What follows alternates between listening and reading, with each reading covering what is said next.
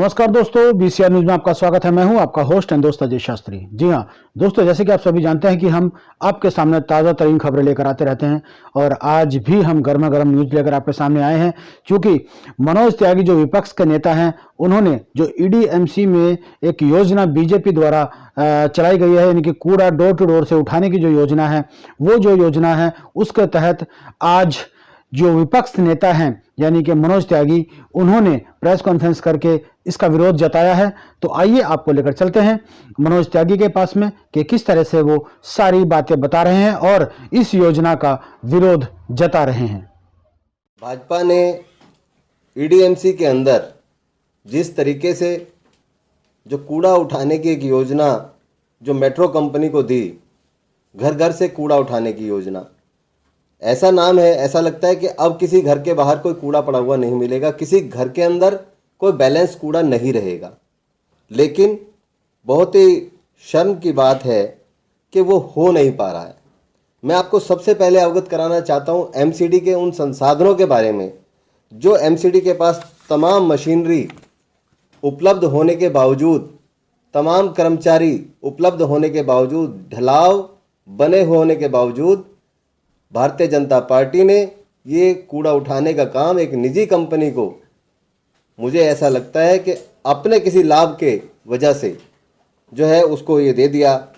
मैं आपको बताना चाहता हूँ एमसीडी के अंदर 365, ईडीएमसी के अंदर 365 auto tipper, 752 rickshaw, 132 truck, 25 JCB loader, 878 hand cart, 180 battery rickshaw और 6 जेटिंग मशीन, ये तमाम साधन एमसीडी के पास उपलब्ध हैं।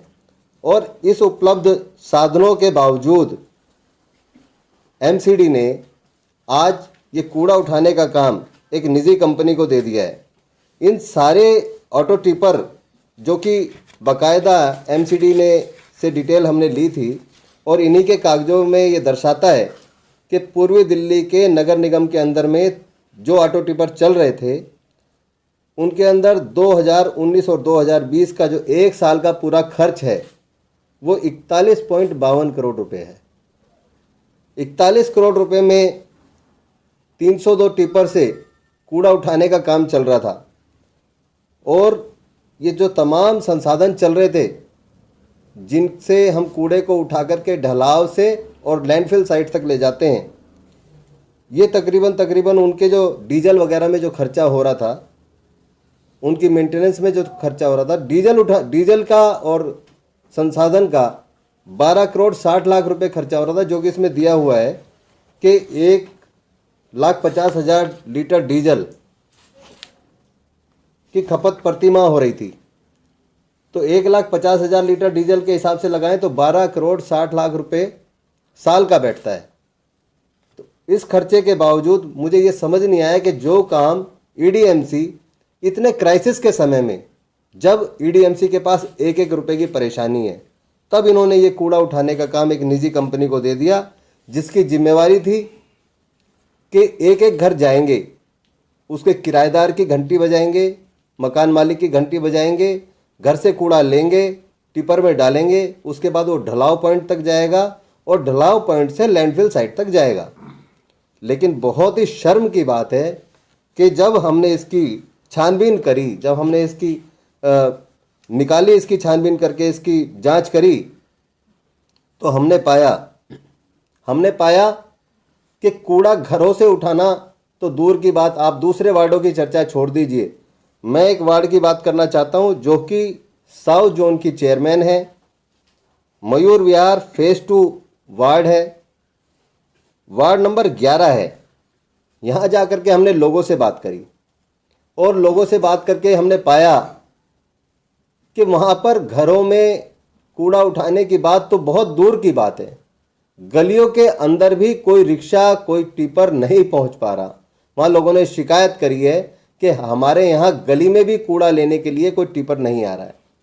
तो ये एक बहुत बड़ा प्रश्न खड़ा करती है ये बात कि जब जोन की चेयरमैन, जिनके यहाँ पे सफाई व्यवस्था भारतीय जनता पार्टी की पार्षदा हैं, उनके यहाँ इस प्राइवेट कंपनी ने कूड़ा उठाने का काम शुरू कर रखा है और पहले चरण या दूसरे चरण में ये हुआ था, आज तक उनकी गलियों की भी शिकायतें हैं, तो जो दूसरे और पार्षद हैं, क्या उनकी बात सुनी जाएगी? क्या उनके वार्डों में सफाई हो पाएगी? मुझे नहीं लगता।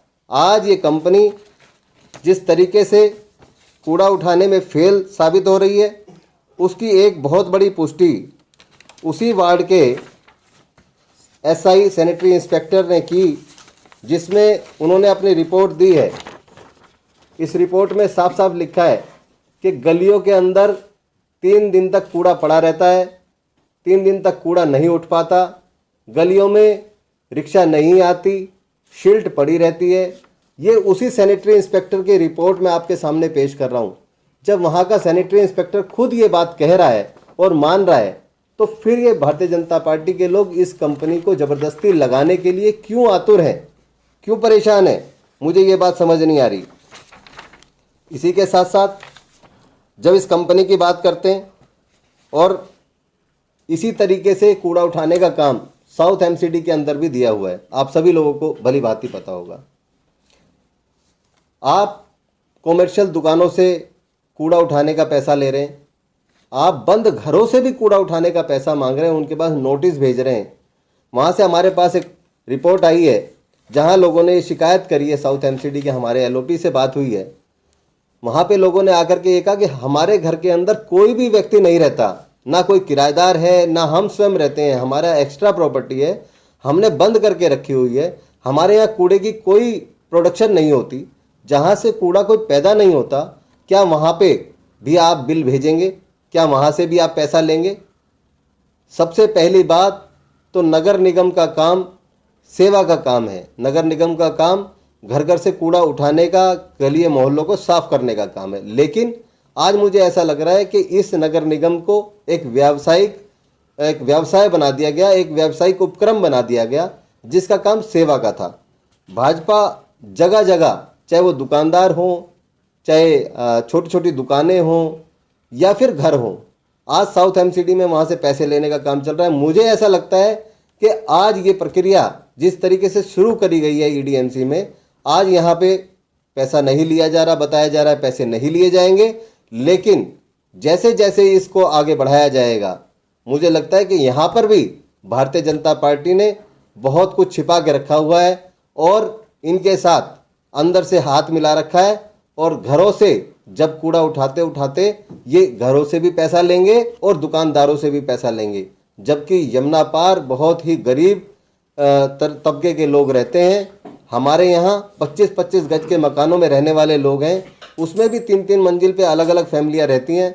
मैं समझता हूँ कि जहाँ 10,000 रुपये कमाने वाला व्यक्ति, जो महीने में 10,000 रुपये कमाता हो, और उस पर इस तरीके के खर्चे डाले जाएंगे, तो वो अपना घर चलाने में कैसे सामर्थ्य उसका रहेगा, मैं नहीं समझ पाता।